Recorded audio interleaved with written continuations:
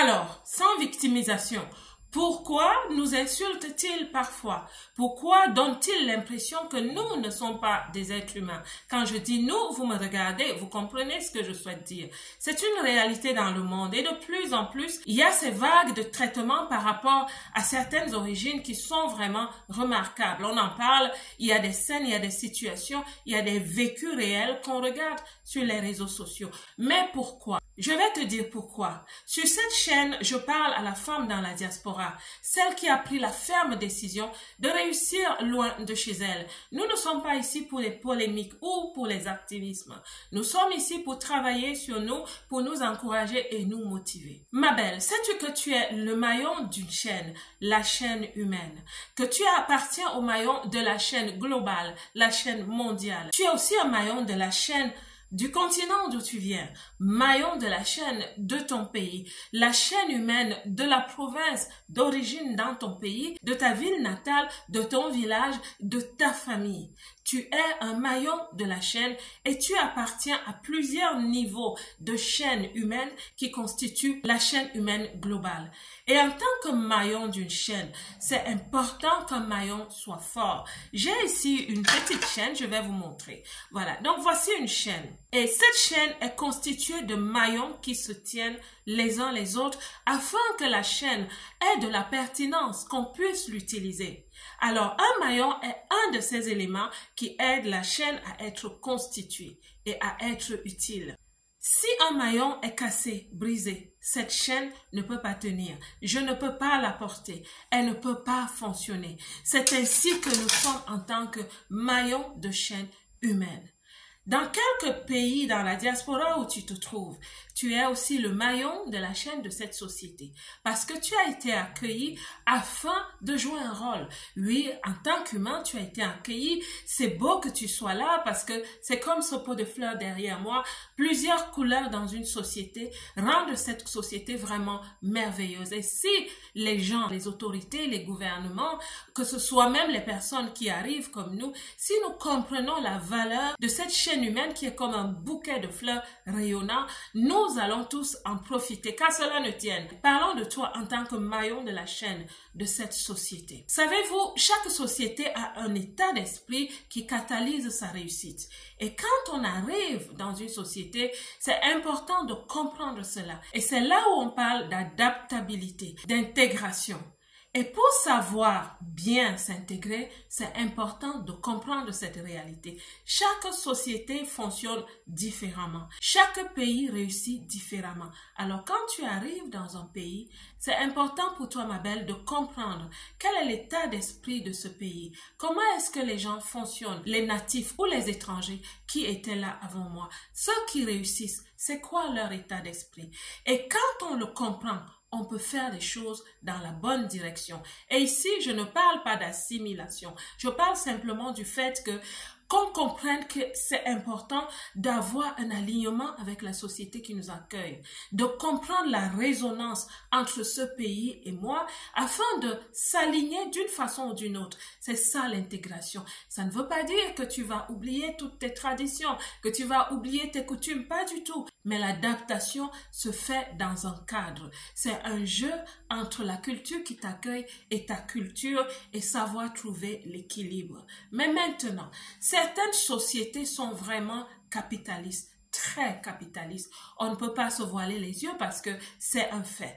Alors, quand tu arrives dans une société qui est très capitaliste, très ordonnée et que tu débarques avec ta façon de vivre la vie. Ok, j'ai fait une vidéo un jour où j'ai dit il y a des personnes qui ont une vie hakuna matata. Ça veut dire que toute chose finira toujours par s'arranger. On verra. La structure, on la met un peu de côté, on fait comme on veut. What you see is what you get.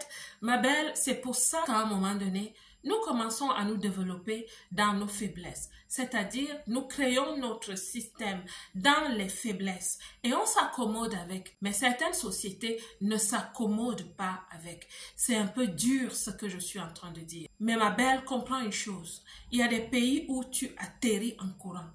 Quand tu pars d'un pays d'Afrique à un pays d'Afrique, ce que tu comprends, c'est que, surtout les pays d'Afrique subsaharienne, tu sais que le soleil joue pour nous ou contre nous, je ne sais pas. Tu sais que c'est des personnes qui vont aussi dans un certain rythme, un peu flexible, même en Europe. Il y a des pays où il fait très chaud, je ne vais citer aucun.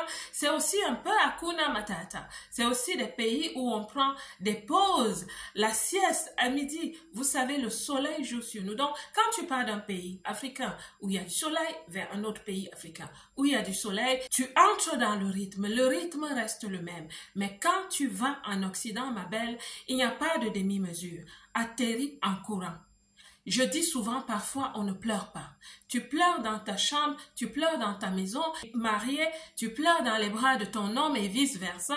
Mais quand vous sortez, sois une personne active, proactive et même assertive pour apporter des résultats. En Occident, nous sommes dans des pays de résultats. Montre-moi les faits. Je souhaite capter la réalité. Explique-moi où sont les documents. Où sont les chiffres? Voilà donc l'état d'esprit. Donc, ne te confonds pas en esprit. Ne pense pas que tu fais quelque chose de mal. Tu dois simplement t'adapter. Et dans ces sociétés aussi, quand tu parais être un maillon faible, les gens te rejettent. On ne te dit pas d'une façon ouverte et franche, mais ce que tu dois comprendre, c'est que parfois, on ne t'aime pas, je dis parfois, parce que même des personnes autant dynamiques et célèbres comme Kylian Mbappé, je crois que Samuel Eto'o l'a aussi vécu, certaines personnes publiques reçoivent aussi des réactions un peu difficiles à digérer en tant qu'être humain. Qu'à cela ne tienne, fais ta part, deviens un maillon fort, deviens un maillon qui apporte, un maillon conscient du fait que j'ai le droit, mais aussi le devoir d'apporter ma part, ma contribution, d'apporter de la valeur, ajouter quelque chose au pays qui m'accueille. Pas seulement un boulot 30-30 quotidien, mais vraiment de t'élever en promotion en entreprise, de devenir cadre même si tu le peux. Donc c'est ta responsabilité de devenir cette personne qui se constitue comme un maillon fort, qui va aussi tenir cette société dans ton secteur d'activité, dans ton rôle en entreprise, dans tout ce que tu fais, même si tu as un rôle associatif, dans tout ce que tu fais dans ton voisinage. Que tu sois cette personne qui apporte, qui ajoute, proactive, assertive à cette société. Tu vas te créer de la respectabilité, de la crédibilité. Oui, les sociétés qui nous accueillent en Occident sont des sociétés qui ont besoin de preuves. Alors, il faut le comprendre, il faut l'accepter, il faut même l'embrasser. Un petit secret, commence à travailler sur toi. Parce que ce que nous ne savons pas, c'est que les personnes qui vivent dans les pays qui nous accueillent, ou alors les étrangers qui étaient là avant, qui réussissent, sont des personnes qui consciemment travaillent sur elles. Ce sont des personnes qui n'hésitent pas à se former, à élever le niveau. Au niveau de la connaissance, c'est des personnes qui lisent beaucoup. Je l'ai compris un jour, je travaillais en entreprise et je me posais certaines questions. Mais pourquoi les promotions, c'est pour les autres? Pourquoi les autres sont appelés à certaines réunions? J'ai compris que, oui, mes collègues, ces autres, ils faisaient un travail sur eux. Ils avaient des coachs. Ils avaient des coachs en développement personnel, des coachs en développement professionnel. Ce que nous ne faisons pas beaucoup. Parce que vous savez, toute chose a besoin d'être remise à niveau. Toute chose dans la vie. C'est pour ça que même les entreprises créent une marque, un produit.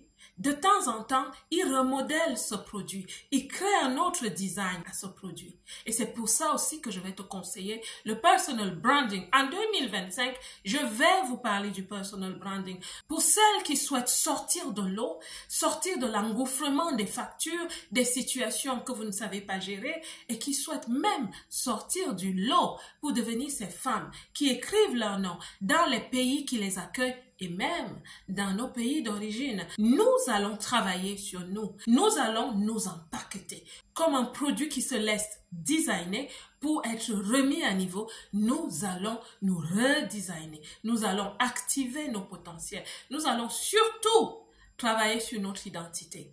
Parce que quand je parle d'identité, je parle justement de ce maillon de la chaîne qui est resté brisé très longtemps, qui n'apporte pas beaucoup, qui se casse vite et à ton niveau, les choses ne vont pas souvent bien, elles piétinent pour toi et pour la collaboration avec les autres. Donc ma belle, cette vidéo, je la fais avec beaucoup de passion parce que vous savez, il y a aussi beaucoup de femmes qui commencent à prendre conscience de cela.